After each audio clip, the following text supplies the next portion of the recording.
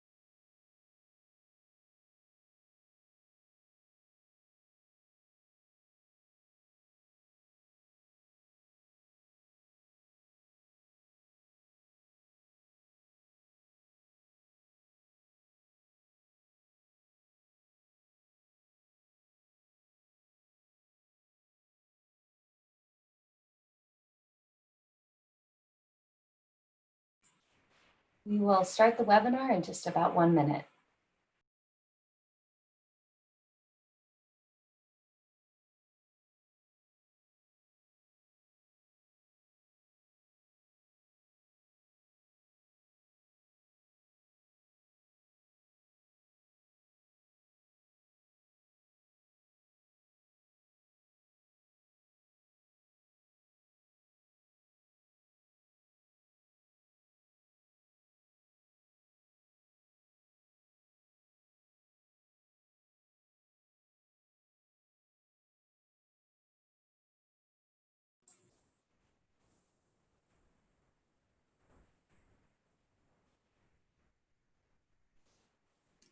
All right, good afternoon. Thank you for joining us for the Interviewing in a Virtual World webinar. My name is Brittany Leland. I am the Director of Career Education. Before we begin, I do want to point out that closed captioning is available, and you can find that by clicking the CC closed captioning button at the bottom of your screen. I would also like to point out that we do have the Q&A function available during this webinar. So if you have any questions as we go through, please feel free to type them in. We will be saving the Q&A portion for the end of the webinar, but please ask questions as you have them, and then we will try to get through as many as possible at the end of our content today. All right, so today we are going to be focusing on 3 main goals for our participants in the webinar. The first one is for you to have a better understanding of the different types of virtual interviews that you might encounter in the application process. Then we're going to talk about how best to prepare for a virtual interview and how that might be a little bit different than it would if you were preparing for an in-person or a phone interview. And then finally, we're just going to go over some general interview preparation regarding questions. And that portion of our webinar will actually be fairly applicable to any type of an interview, whether that is in person, virtual, or telephone. So there are really 2 big types of interviews that are conducted virtually. And those 2 categories are live and asynchronous or recorded. So I'm going to ask a question via the polling function now. And if everybody could respond, that would be great. What is your experience with virtual interviews? So you can indicate if you have had a virtual interview with a live interviewer, if you've had maybe a recorded or asynchronous interview, maybe you've done both, maybe you've done neither, maybe you're not sure which you've done. You know you've done something, but you're not sure which one it is. It looks like our votes are coming in here. I'll give it just a few more minutes, or not minutes, seconds. And it looks like we've got a fair number of responses. So we'll go ahead and end the polling, and let's take a look at these results here. So it looks like we have quite a few people who haven't had a virtual interview experience yet. We've also had some folks who've done some live interviewing, and a few that have done the recorded or asynchronous. a few who've done both. So some of this will be new information for you regarding the different types of virtual interviews. Some of you might find this to be a bit of a refresher, but we'll start with diving into what is a live interview, a live virtual interview. This is what we often think of when we think of live virtual interviews. It is conducted through a platform that it could be Zoom, it could be Skype, it could be Google Hangouts, it could be some other platform that allows for that video interface.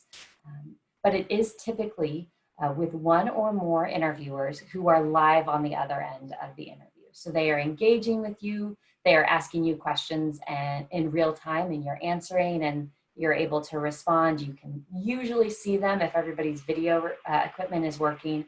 And so you have some of that ability to see their nonverbals, to see maybe when they're taking notes, when they're smiling, nodding. You have that benefit. So in some ways, there are some similarities to in-person interviews and live virtual interviews. Obviously, there's the screen that creates a little bit of distance, but it's just like really any other Skype or Zoom call that you might be on. Very common. The other type of virtual interview is called an asynchronous virtual interview. And these were actually starting to become popular in the last few years. We've seen a lot of larger organizations move towards using this as a kind of a screening interview, a first round interview. And now with COVID-19, we're seeing an increase in all different types of virtual interviews, but asynchronous is certainly one of those that has seen a bump. And what this is it's a chance for you to answer interview questions, but there's nobody on the other end. There's no live interviewer asking you questions. Really what happens is they will send you a link, usually via an email, and you will click on the link. It will take you to a site where you will start the interview. It will give you a question, and these questions have been pre-selected by the interviewer. Once the question is popped up, then your camera will turn on. It will record your answer. There might be multiple questions you have to answer, or there might just be one or two. Once it's done recording those answers, the interview's over. Those recordings are saved, and they're then sent to the recruiter or the hiring manager, who can access them whenever they wish.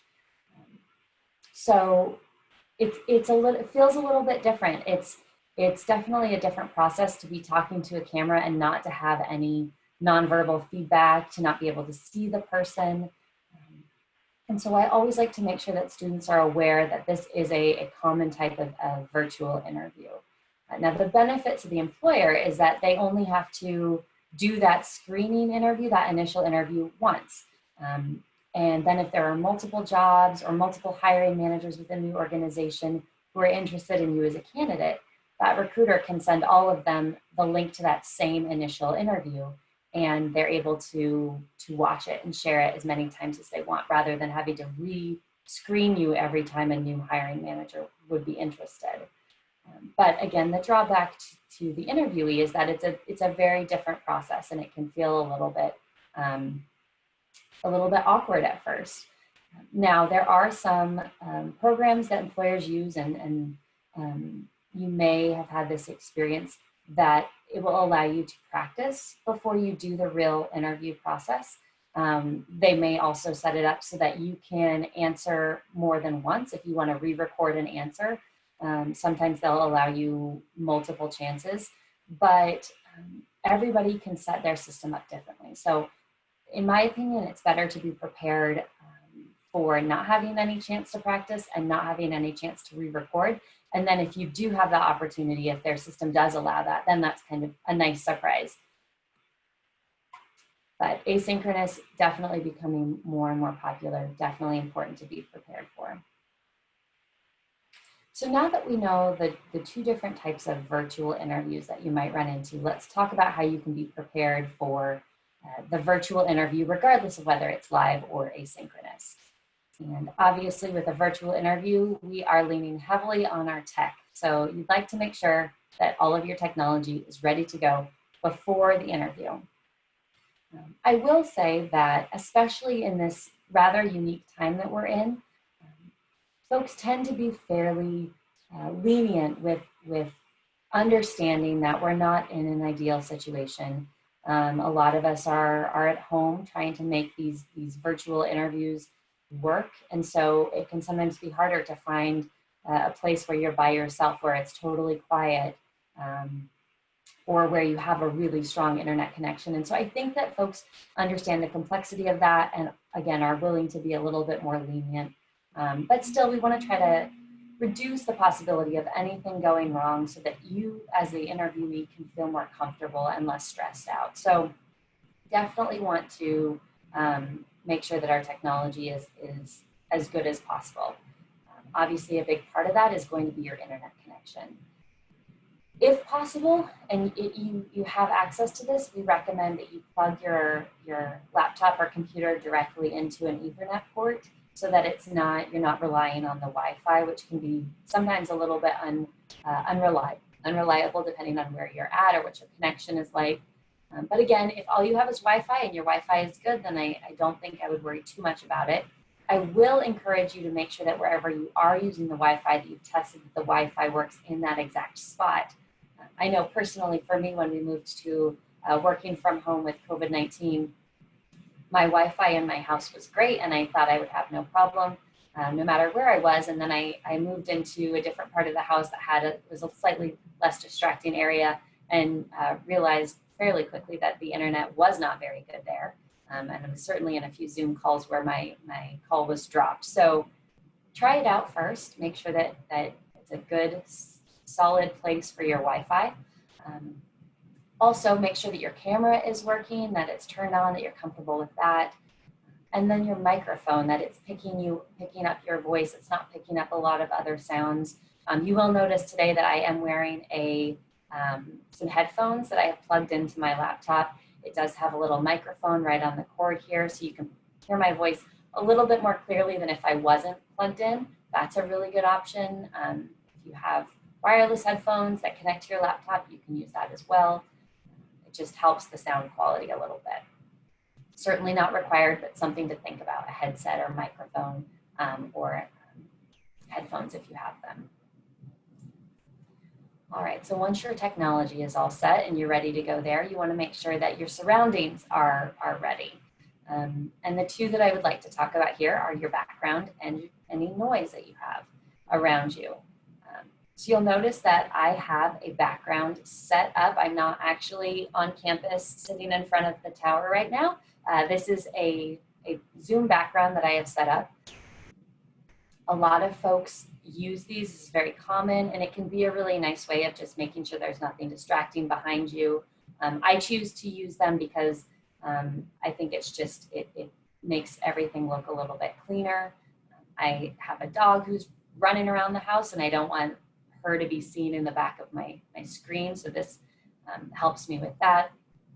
There are a few things to note when you have a Zoom background on. One of them is that motion can be kind of tricky. So if I'm moving and using my hands a lot, see how they kind of disappear into the background? That can be really distracting. So if you are using a background, make sure that you're not moving around quite as much. Now you don't have to use a background, and actually I'm going to go ahead and turn off my background for just a second because I want to show you that even if you have a room or a space that's not overly distracting, it still can be a little bit of a distraction to the viewer. So if I don't have my background on, you can now see I'm sitting in a spare bedroom. You can see that there's a door open behind me. You might be wondering, what's down that hallway? Is there anybody in there? Is there her dog running around she just mentioned? You can see I have a closet over here. You might be trying to see what's in that closet. And so you start to look around me trying to figure out what's going on, maybe make some assumptions about who I am or where I live. So again, totally up to you, but I think if you have a nice background that's not too distracting, that you feel comfortable with, it's always a good idea to toss that on there. The other thing to watch out for is noise. And like I said before, employers very much realize that we are all at home, and we are probably at home with others, whether those are other people or animals or neighbors or roommates who might be making noise. So as much as you can give folks a heads up to try to stay quiet while you're on the interview, that would be beneficial. But you also want to make sure that you are reducing noise that you might be causing unintentionally. So a few years ago, I was doing a practice virtual interview with a student, and as he was answering, every few answers, I would hear a rather loud and odd jingling sound, and I couldn't quite figure out what was happening. He was in a study room in the library, so I couldn't think of what might be making that noise. And at the end of the interview, I asked him, "Did you hear jingling? What was happening?" And he had not heard it. And it took us a few minutes, but we finally realized that what was happening is that he had his laptop on the desk in front of him, and he was wearing a metal watch. And as he was thinking of his answers, he would move his arms, kind of, tapping them, fidgeting a little bit, and it would knock against the desk, and the jingling of his watch strap on the desk was getting picked up quite loudly by the microphone in the laptop.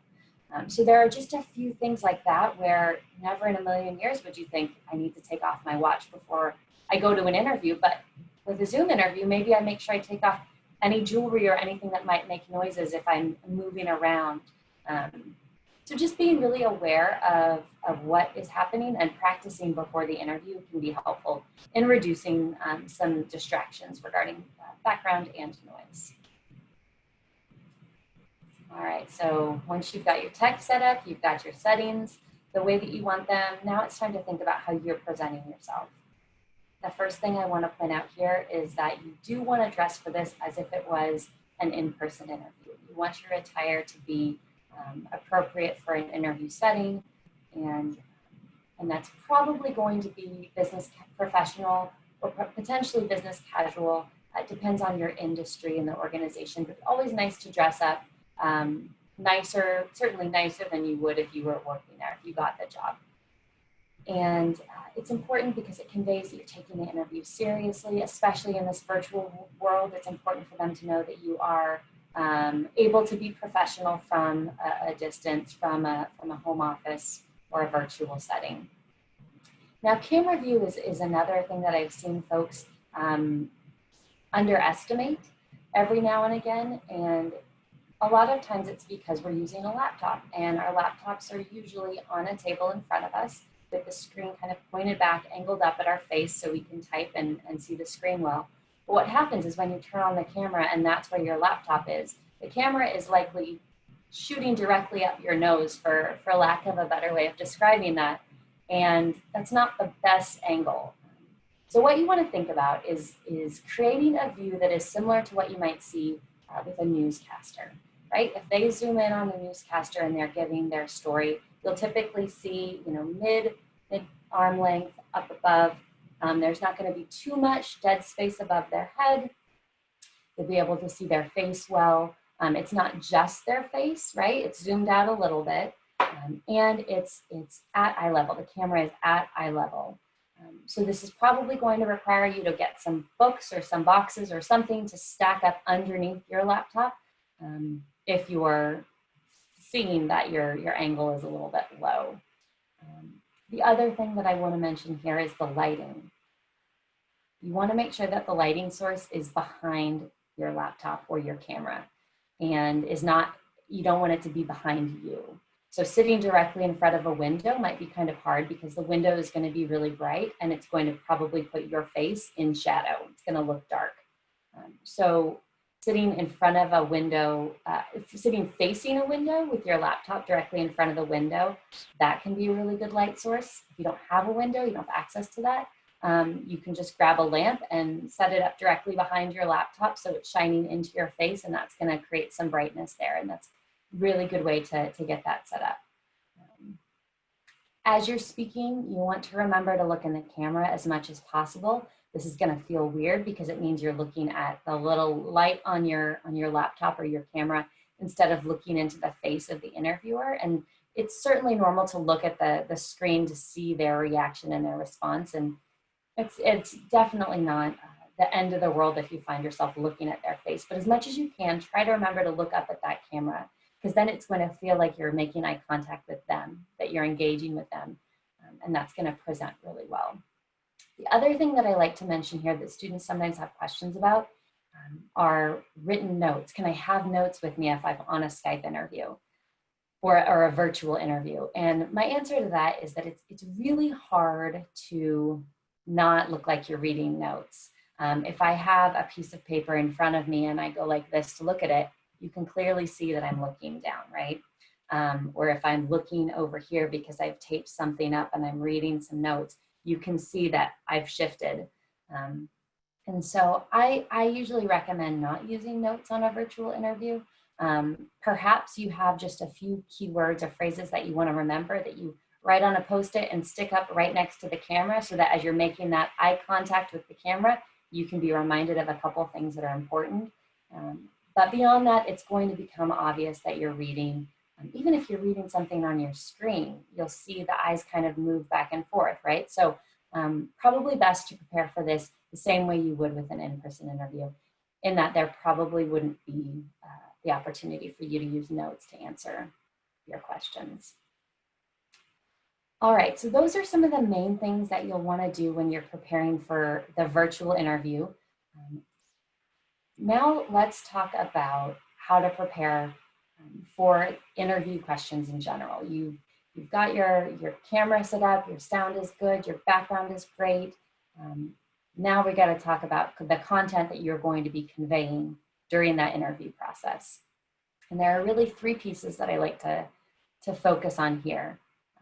Know the position and the organization, brainstorm some examples, and then expect some common questions.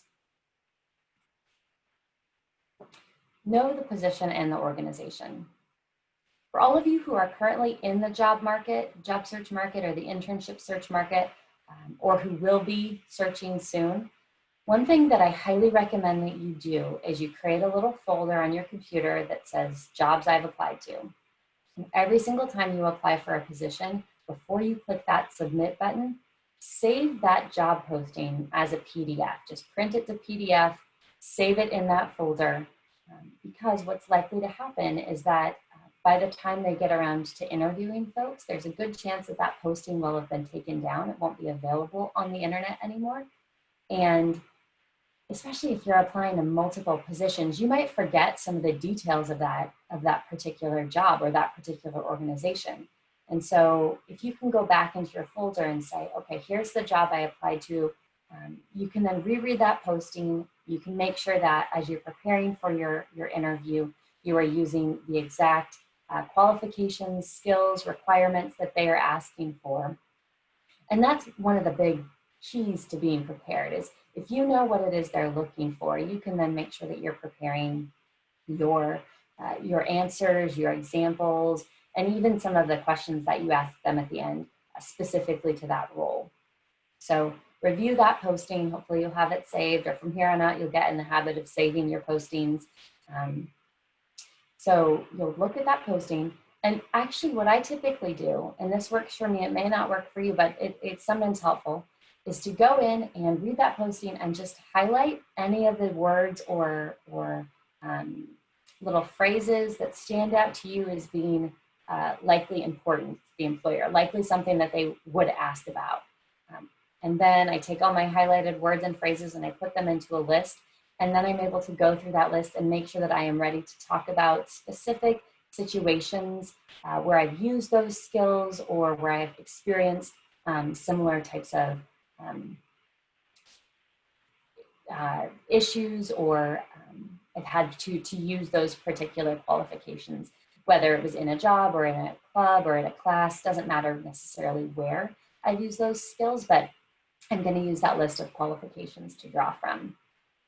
I'm also going to make sure to do my research. So I'm going to know that posting backwards and forwards, but I'm also going to make sure that I've done some research on the organization itself. I've gone to their website. I know what they do. I know who they are. I know I've looked at any news stories that have come out about them, news alerts maybe. So I know what's happening right now with them. Maybe I've looked to see if they have a mission. Maybe I've looked to see who their clients are or any big projects they have currently, so that I know what I'm walking into and I'm able to make conversation about that. I also am going to, when I get the interview request, if they don't tell me, I'm going to ask if they can share with me the names of the interviewers themselves. And I'm going to do a little bit of research about them. Specifically, I'm going to go into LinkedIn and I'm going to look them up. I'm going to find out what their job titles are. I'm going to see what they do and start to get a sense of how their roles might interact with the role that I'm interviewing for. And I know sometimes the idea of that makes students feel a little bit nervous because in LinkedIn, unless you have your settings set differently, people can see when you look at their profile. But I will tell you that if you look up an interviewer before your interview and they see that you looked them up, what you're telling them with that is that you are taking this seriously, that you're doing your research, that you are a professional person. So it actually can help for them to see that you took it upon yourself to do a little bit of research beforehand. So don't get nervous about that as an option. And then really the other thing that I like to point out about knowing the position in the organization is that you want to keep in mind the hiring manager's perspective. If you were the hiring manager and you had that job description, what types of things would you want to know about the candidate? What kinds of things would you want the candidate to show you as far as their skills and abilities? And if you can keep that in mind, it will help frame some of your answers as we go through this next part here.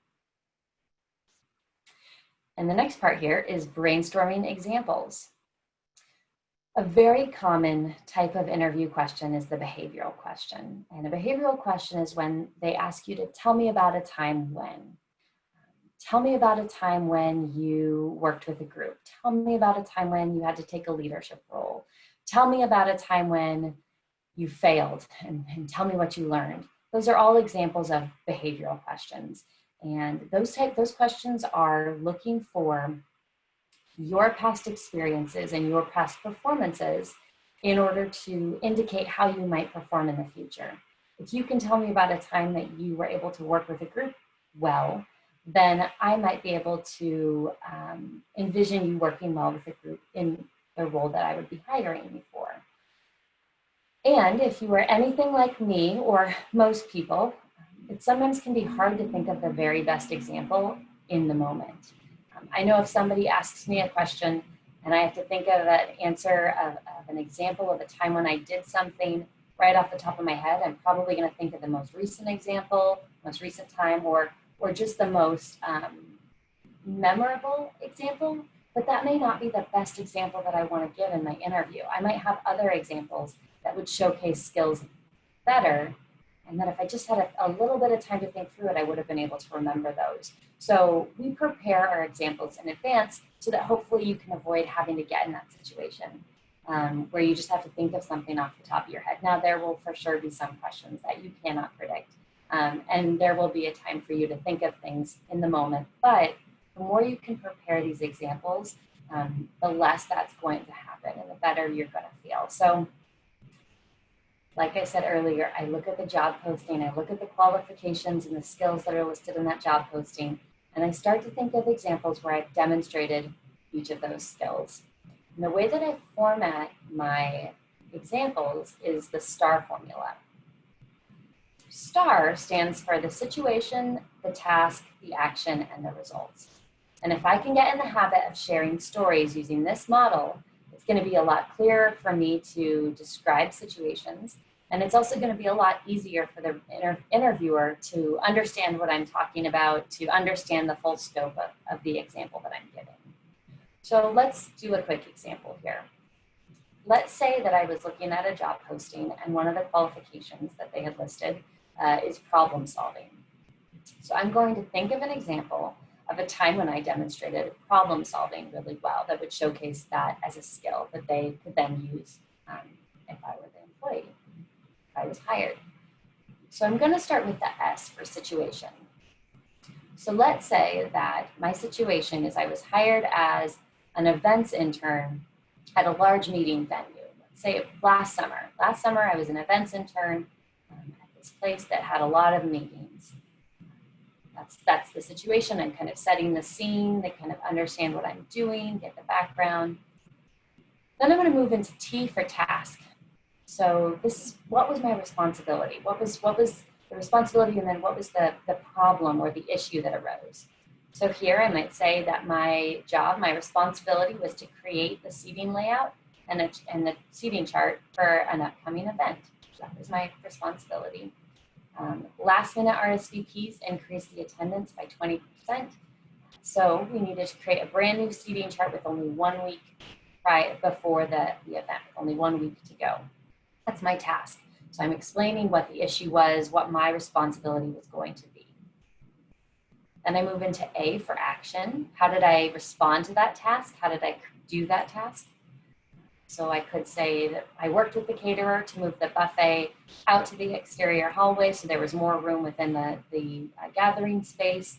And then I was able to also work with the catering team to redo the place settings so we could fit 1 extra chair at each table. And then as a result of that, I had to reassign everyone's seating and reprint that seating chart before the event. And then my results, so what, the outcome is that the event went well, all the attendees were able to fit into the room, there was no disruption to the event, no one knew we'd had this last minute switch up at the end. And then I'm probably going to tell them what I learned, what the takeaway was. So with this example, I might say something like, and as a result of this experience, I understand the importance of being able to think on your feet and think in creative ways when you have to solve problems under a quick deadline. In that way, I am ready to answer any questions that come up about problem solving. I have this evidence that I can give them that shows that I'm able to problem solve. And it's an example that I know well and I know how to describe so that I don't miss any of the important details. So STAR formula can be really helpful as you are thinking of examples for those behavioral-based questions. So something that I've seen happen a few times is we go through all this great prep of looking at the qualifications and skills, of thinking of examples for all of those qualifications. We're ready to go and forget that we need to also prepare for those common questions that are a little bit more simple that you're very likely to encounter in one way or another in a lot of interviews. And so I wanted to spend just a little bit of time going through this here.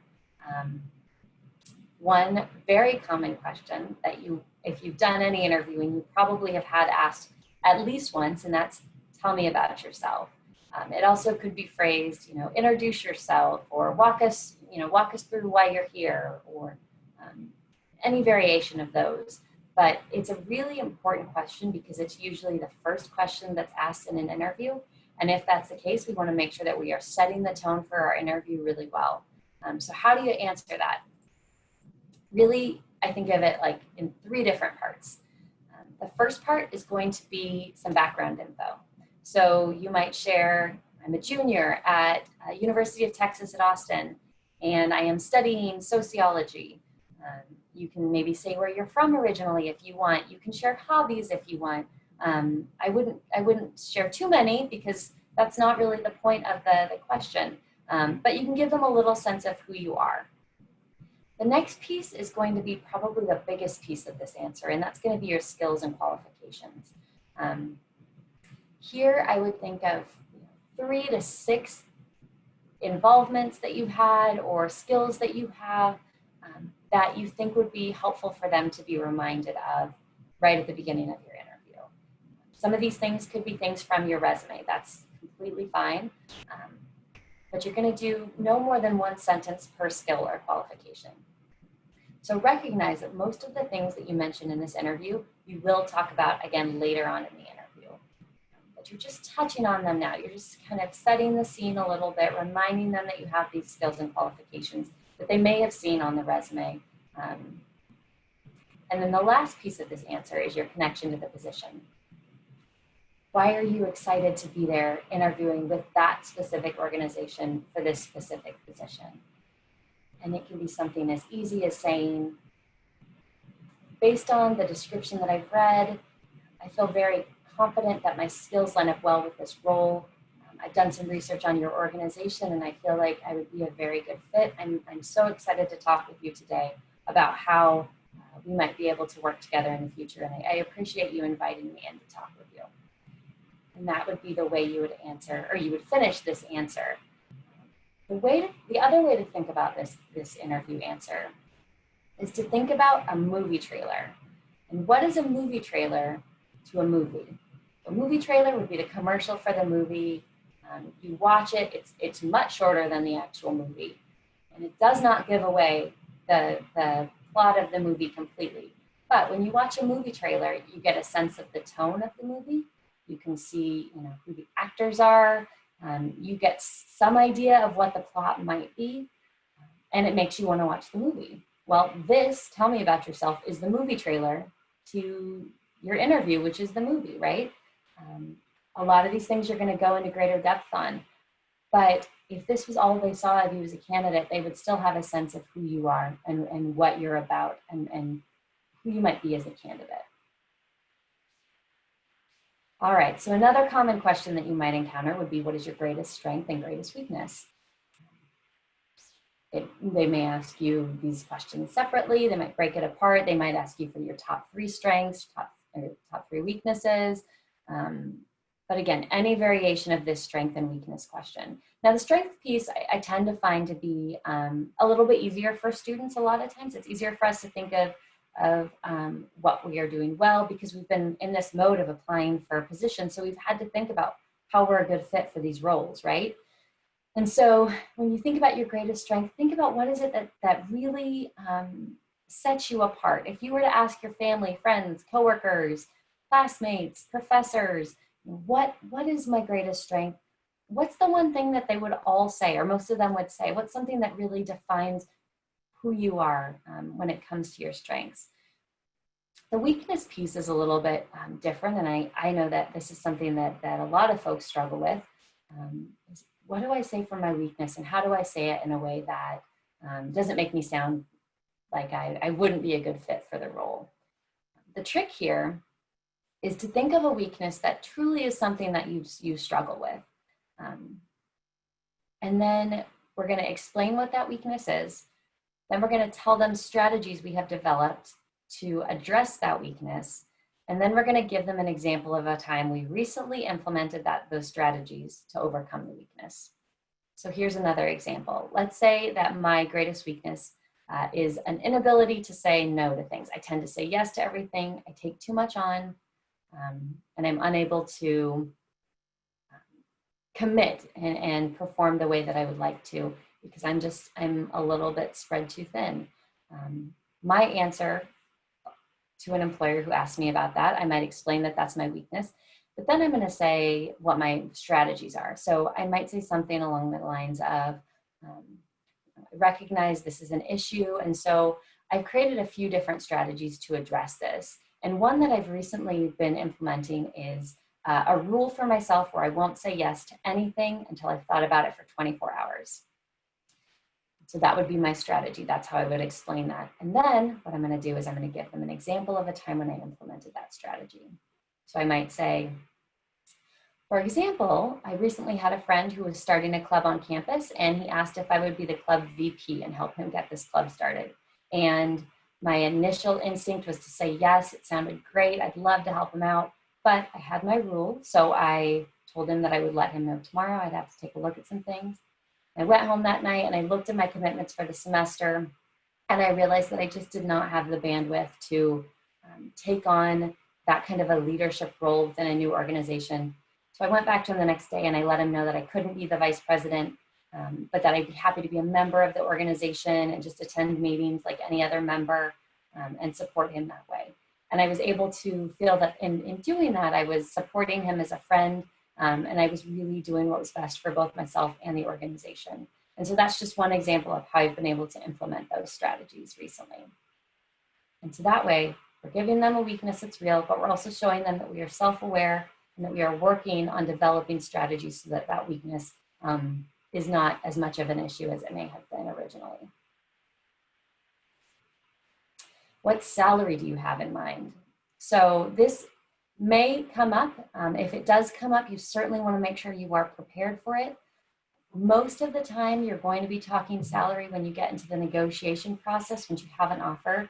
If you have questions about that negotiation piece, I encourage you to set up an appointment with your college's career center to ask them about how that works. But in the interview itself, you may get asked this question: what salary do you have in mind? So it is really important before you go to any interview, whether it's a first round interview or it's the final interview, that you have done some research. There are many free salary calculator websites online. I recommend you use more than one to get a sense of what a range might be. And then if you are asked this question, you do want to provide a range. Don't just give them an exact number. And the way that I would phrase it if I was asked this question would be to make sure that I explain where I got the numbers for the range and to also leave it a little bit open. So it could sound something like this. I've been doing a little bit of research about what these types of positions in Austin or whatever city I'm interviewing in typically offer. Based on that research, I'm thinking a range of 50 to 55,000. But I know as we continue to go through this process, I'll learn a little bit more about the position. You'll learn a little bit more about my qualifications. And so as we get to know each other better, I will be able to come up with a range that truly reflects my abilities and this position's responsibilities well. So we're still leaving the answer open a little bit, but we're giving them a number, we're giving them an answer here. And then finally, the last question they're probably going to ask you is, what questions do you have for us? Always make sure that you have an answer to this. The research you've done about the position and the organization will help you to form some questions. But what do you want to know based on what you've read and what you've found?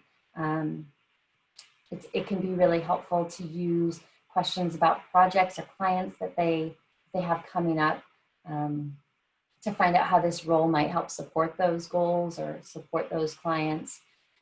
If they have any big initiatives that you think would be really fascinating to learn more about, you can ask them about that. Some general questions that might be helpful would be to find out more about the culture of the team that you're interviewing for, asking them how success in this position would be evaluated could be another really good one. So think about what it is that you want to know in order for you to make a decision, because in the end, remember, you're interviewing them and they're interviewing you, and you need to know if it's going to be a good fit. So ask them what you need to ask them, but do make sure you have questions ready to go. And unlike your notes for your interview answers that you probably should not have during the interview, if you have questions you've prepared, you are more than welcome to have those written down and to pull that out when they ask you what questions you have. So you don't have to memorize all your questions. All right, so those are some of the main ways that you're going to prepare for specifically virtual interviews, but then also just interviews in general. We're going to move into the Q&A here in just a second, but I do want to point out a few other events that we have coming up this summer that might be helpful for you. Later this week, we have 3 more webinars. Tomorrow, our office is offering a graduate school planning webinar. So if you're thinking about grad school, even have questions considering it down the road in the future at some time, please feel free to register for that one in Handshake. On Thursday, we have a webinar that will focus on how to showcase your transferable skills for our virtual world. So again, talking about how the job market is changing a little bit based on us moving into more of a virtual interface. And so you'll be learning more about how to market yourself as a candidate in this kind of an environment. And then on Friday, we have a great webinar set up that's going to help you learn about how to manage your stress during the job and internship search. There are a lot of really stressful things that are happening in the world right now, and looking for a job on top of all of it can be a lot. And so this is an opportunity to learn a little bit more about what are some strategies that can be helpful for you as you go through this. We also have some great opportunities for you to engage with some amazing employers. Starting this Wednesday, there is a employer virtual office hour with Informatica. And then the following Wednesday is Charles Schwab. And the Wednesday after that, the 8th, would be the city of Austin. All of these employers are employers that are currently hiring here in Austin. They are ready to answer any questions that you have and to engage with you about how to be a really competitive candidate for their specific position. So if you're on the job search, I recommend that you sign up for all of these. Informatica is a tech company here in Austin. The individual who will be representing Informatica is actually very well connected in the tech industry in general here in Austin. And so if you're interested in tech at all, definitely make sure you make it to this office hour on Wednesday. And then throughout the rest of the summer, there are a few other fun things that are happening. We will have weekly groups that you can attend. You can attend one session, you can attend all of them, but on Tuesdays, our groups will be meeting to talk about that job and internship search stress and developing resiliency during these challenging times.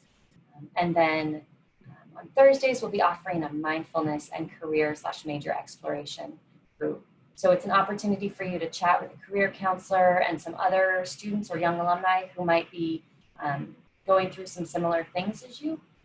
And just to get some tips, to get some strategies in place. And then also, we have drop-in career conversations that are an opportunity for you to just hop on the Zoom link with a career counselor and ask any questions that you have, any brief 15-minute or so long conversations that you want to have with a counselor about resumes, cover letters, just general application questions.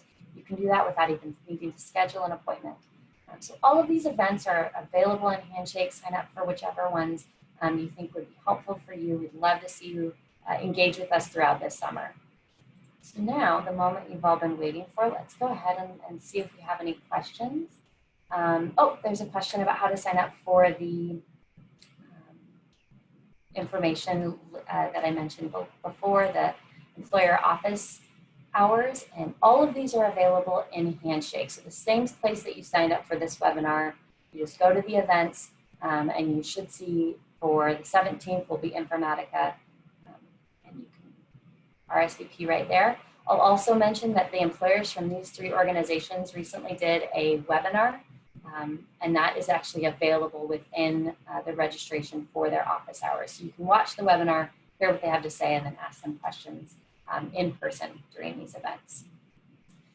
This recording will be available.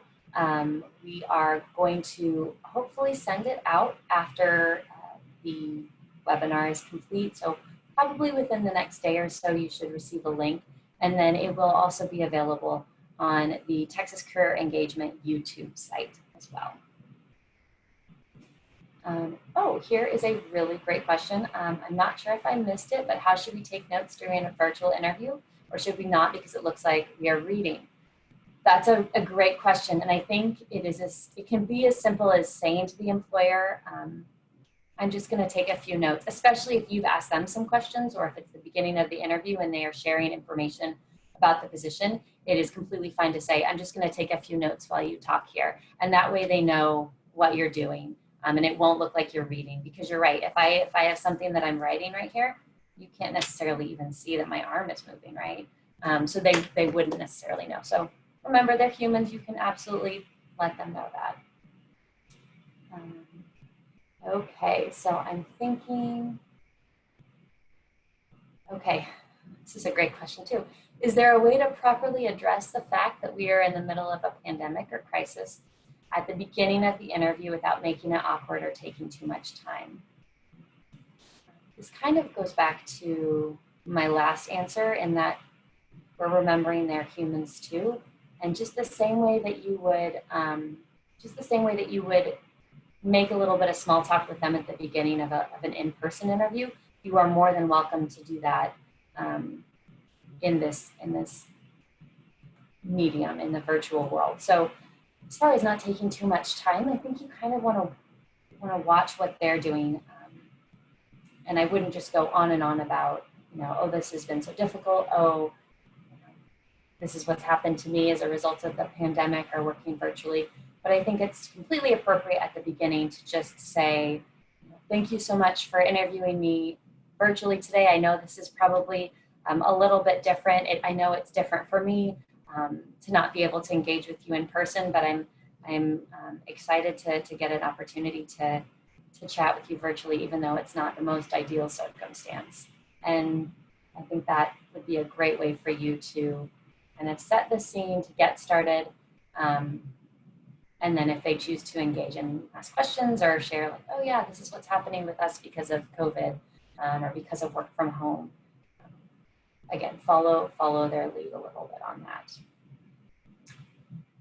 And again, what kind of small talk is appropriate so that you don't take too much time? That a little bit depends on how long the interview is scheduled for too. If it's a 30-minute interview, probably only a minute or two of small talk,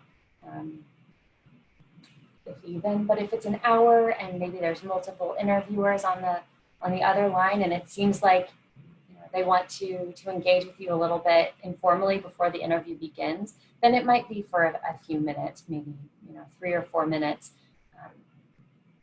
They want to see who you are as a human, right? They want to know you can do the job. They want to know you have the skills, but they also want to see what would you be like as a coworker?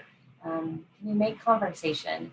And so being prepared to talk a little bit informally at the beginning is really valuable, but let them take the lead a little bit on that as well.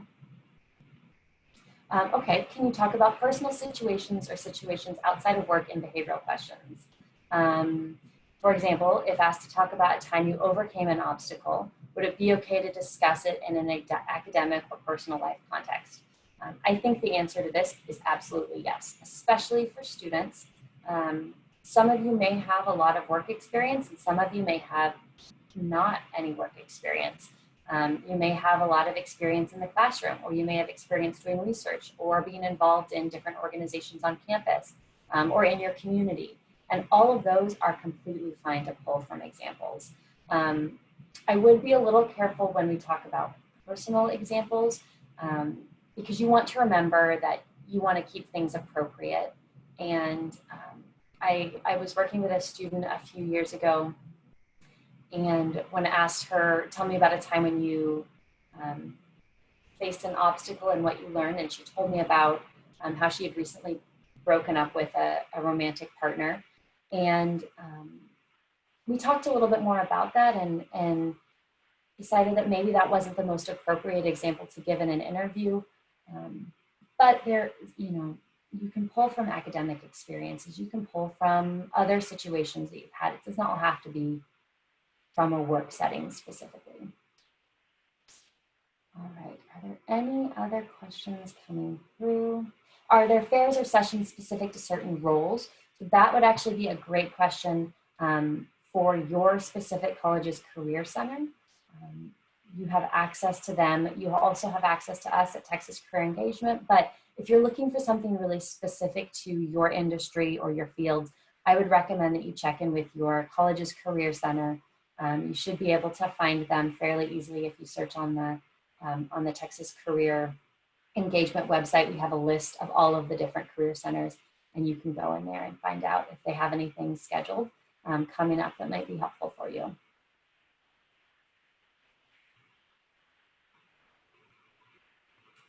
Okay, and I think we might be wrapping up here. Just to clarify, what's the best way students can make use of TCE during the year? That is a great question. And I think one of the things that we do really well is we help with career counseling. So if you are having questions about what you want to major in or what you want to do for a career, we have career counselors on staff who can work with you to look at your values, interests, personality, and skills and help you determine what might be a good next step for you. We're also going to be doing programming throughout the year like we're doing this week with these types of webinars. And so strongly recommend that you stay tuned in to Handshake. All of our events will be in there. And like I said, we will be posting our webinars and some other virtual resources on our website and on our YouTube site. So not a bad idea to be checking that out as well. All right, I think those are all the questions we have. So again, thank you so much for listening today, for joining us. As I mentioned, please feel free to schedule a mock interview with your college's career center, or you can schedule that with Texas Career Engagement if you are unable to get in with your college career center. But it's just a great opportunity for you to practice some of these skills before you have to use them with an employer. All right, everyone, I hope that you stay safe and healthy out there, and good luck with your job search.